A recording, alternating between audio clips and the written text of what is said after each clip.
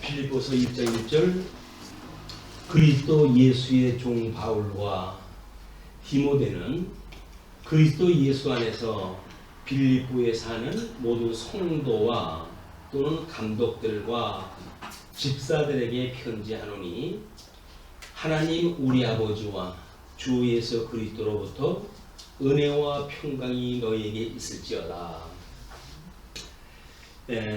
지금 이제 그 빌립보서로부터 데살로니가 후서까지를 제2절로 나눠놨어요. 에베소 뒤에 제2절로 나눠놔가지고 교회의 생활로 증거라고 이렇게 제목을 잡아놨고, 빌립보서로부터 데살로니가 후서까지의 전체 내용은 성령께서 세우신 교회를 교회의 생활로 증거하는 사역을 통해 교회를 견인하시는 복음 증거냅니다.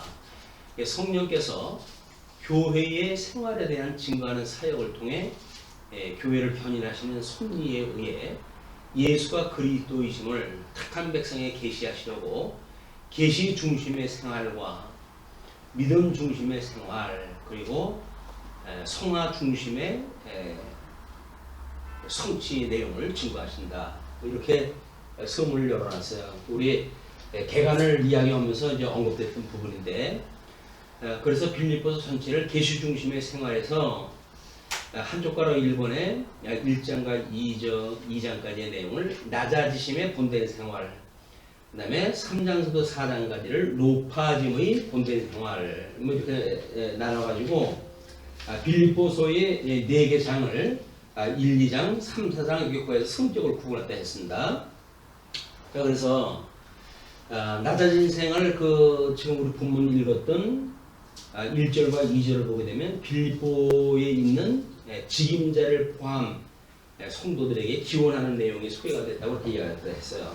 그러면 일단 바울이 지금 있는 거는 옥이라고 하는 데 갇혀져 있는 겁니다. 옥이라고 하는, 바울은 지금 옥에 갇혀 있어요. 이 옥에 갇혀 있는 바울과 디모데가 함께 있는데, 그래서 예수의 종이라고 이렇게 자기가 옥에 있는 바울, 그 다음에 디모데, 이 두 사람이 예수 그리스도의 종이다.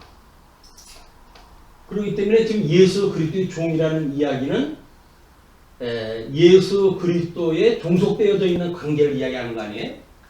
그럼 예수 그리스도가 갇혀져 있던 것이 뭐냐면 비하의 신분으로 육신을 입고 이 땅에 오셨던 그분을 이제 연상을 하게 됐을 때, 우리가 예수 그리스도, 우리의 주님이신데도 불구하고, 하나님이신데도 불구하고 우리를 구원하기 위해서 사망 권세 아래 오셨던 분, 사망 권세 아래 지금 감옥 같은 사망 권세에 갇혔던 예수님, 이분을 연상을 하게 되면 지금 옥에 갇혀져 있는 바울과 디모데는 비록 지금 로마 제국의 그 속국으로 있는 거기에 지금 빌립보 교회란 말이에요.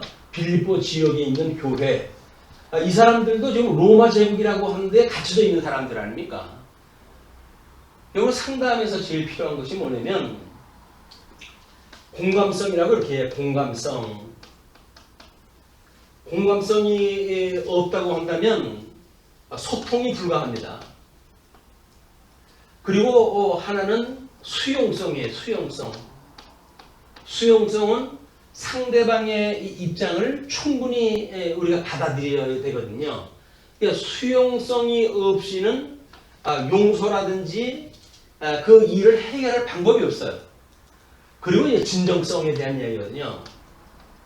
심리학을 이야기하는 세 가지의 큰 중요성을 이야기할 때 공감성, 수용성, 진정성을 이야기를 해요.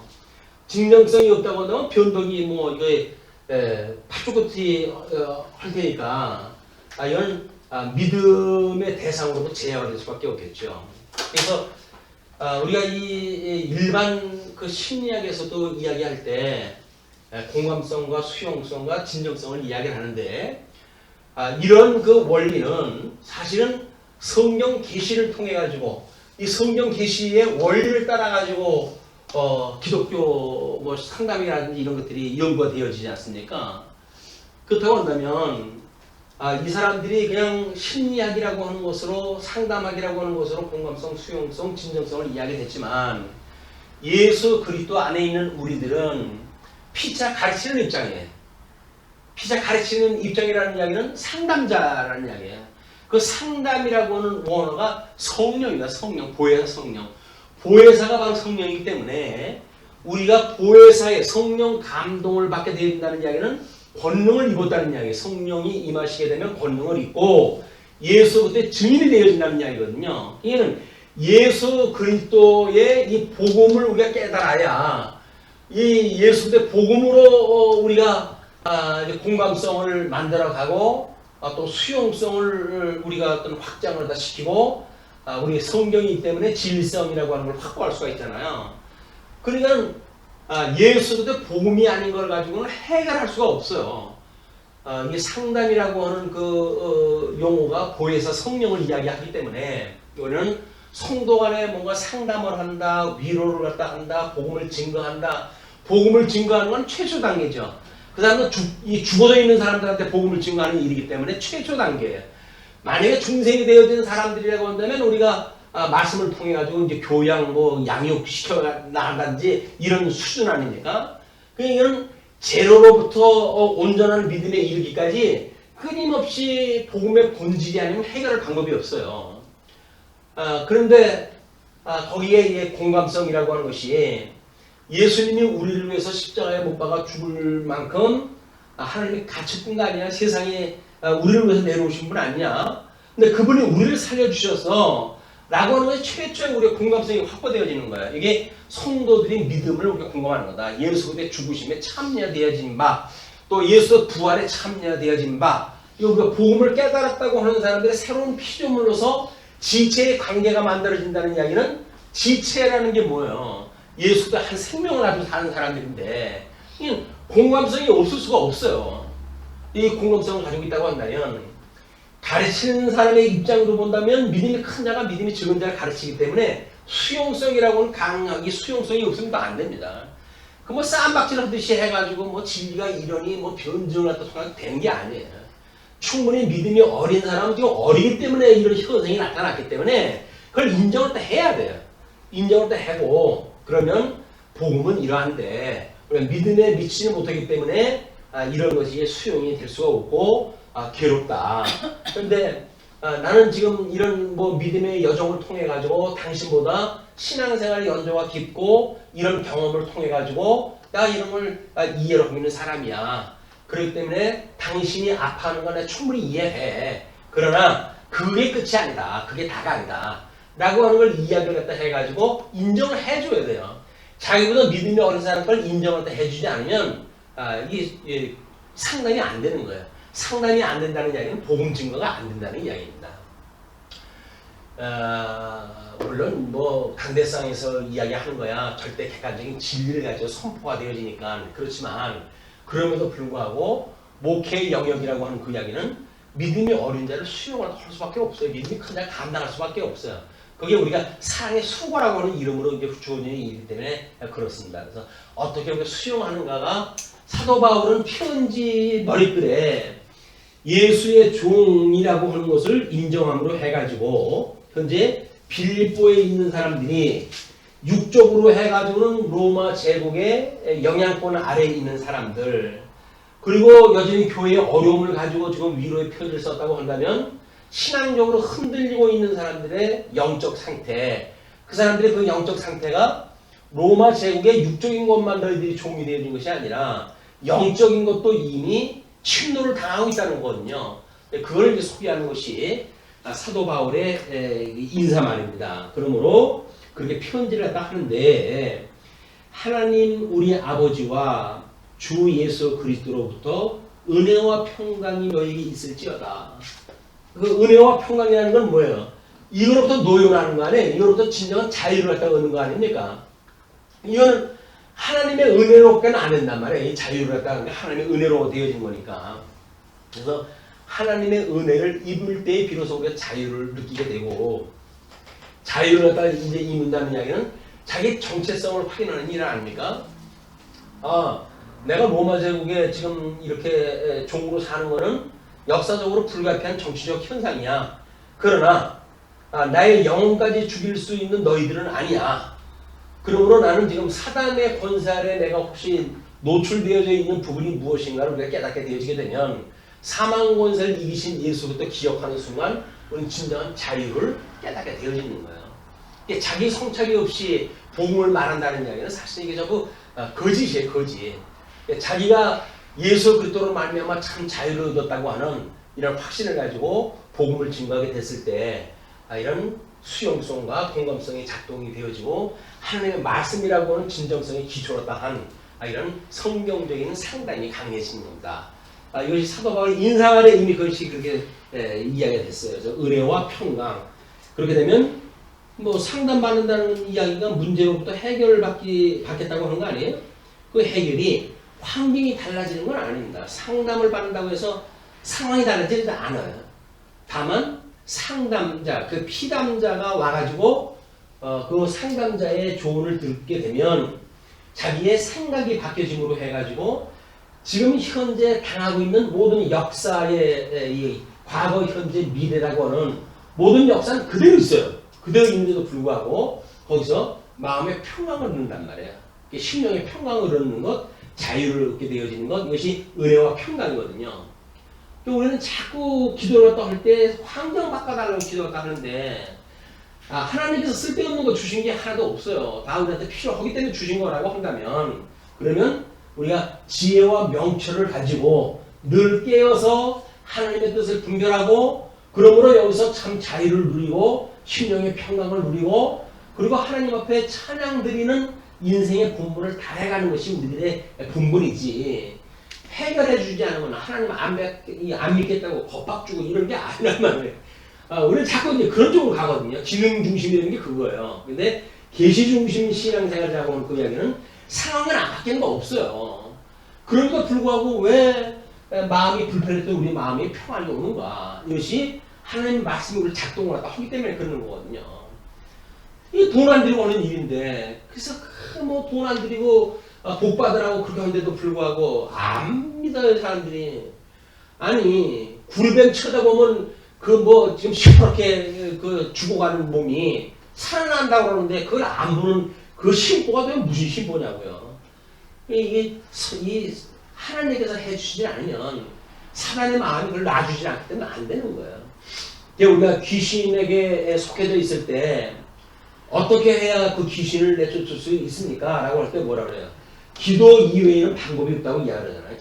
기도가 뭐예요? 기도가 하나님의 은혜로 해가지고 양도냐 성취되어지는 거니까 복과 나라가 성취되어지는 거 아닙니까? 그것이 예수 그리스도를 통해가지고 성취되어졌고 그걸 믿는 믿음으로 해가지고 그것이 우리의 영역까지 오게 되어진다고 한다면 예수님으로 말미암아 우리가 사단의 권세로도 놓여놨다고 하는 새로운 피조물인 것이 인정되어지고 그렇게 되면 심령의 평강을 누리게 되어지는 거예요. 왜 우리가 심령의 평강이 없냐? 아유 요즘 내 말맛에 지금 가정경제가 말이 아닙니다. 그래서 내가 이러기 힘들죠. 이게 전 구실이에요, 구실. 우리보다 더 아주 그 지독한 그런 이 사단 권세들의 핍박 속에 있던 믿음의 선배들의 이런 것들이 지금 성경이 그대로 우리한테 이야기해 주는 거 아닙니까? 그런데 우리는 현재 너무나 복에 겨워가지고 전부 연약한 사람들이 돼버렸어. 왜?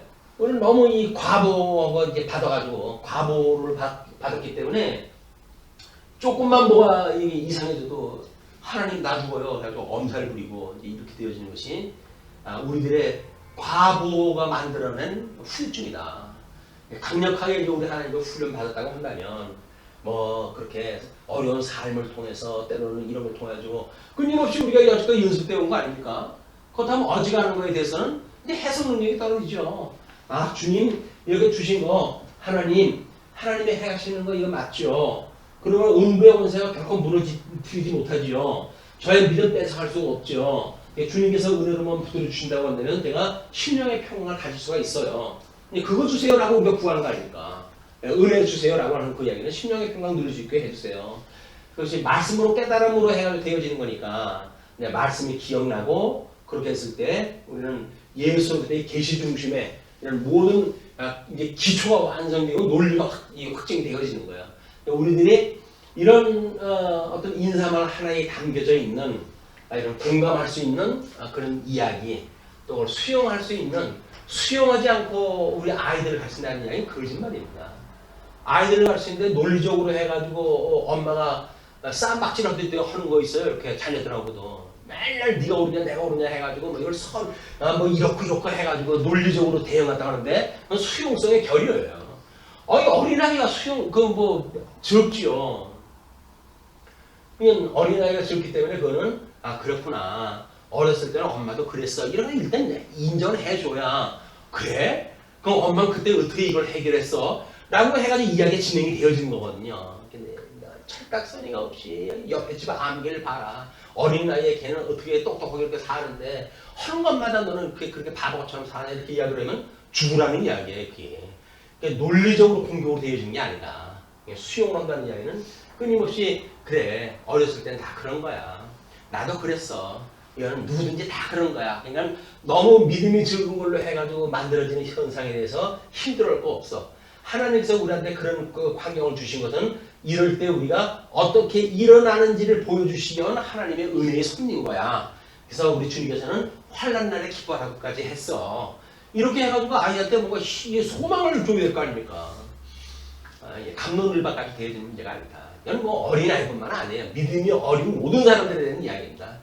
믿음이 어린 사람들을 갖다가 뭐 성경 말씀이 어떻고 이야기하는 거는 말씀이 그런지 모르나? 다 알지.